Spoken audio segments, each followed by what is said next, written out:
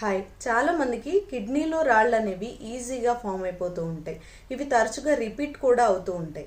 మరి అసలు దీనికి గల ముఖ్య కారణాలు ఏంటి? ఎందుకు స్టోన్స్ వస్తాయి? తెలుసుకోవడం వల్ల కిడ్నీలో స్టోన్స్ రాకుండా ప్రివెన్షన్ అనేది చాలా ఈజీగా తీసుకోవచ్చు. ఇందులో నంబర్ 1, నీరు ఎవరైతే చాలా తక్కువగా తాగుతూ ఉంటారో వీళ్ళల్లో కిడ్నీలో ఫిల్టర్స్లోంచి వెళ్లాల్సిన లవణాలు ఏవి ఫ్లష్ అవుట్ అవ్వకుండా కిడ్నీలో స్టోన్స్ లాగా ఫామ్ అయ్యి ఆ టెండెన్సీ అనేది ఉండిపోయి రిపీటెడ్గా ఫామ్ అవుతూ ఉంటాయి.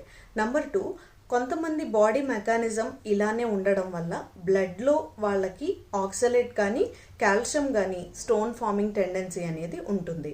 నంబర్ 3, ఎవరైతే సమతుల ఆహారం బ్యాలెన్స్డ్ డైట్ తీసుకోకుండా ఉంటారో, అంటే ఎక్కువ మాంసాహారం తింటూ ఉండడం, లేదంటే ఎక్కువ సాల్ట్ ఇంటేక్, లేదంటే తీపి వస్తువులు ఎవరైతే తీసుకుంటూ ఉంటారో వాళ్ళల్లో కూడా కిడ్నీలో స్టోన్స్ అనేవి ఫామ్ అవుతూ ఉంటాయి.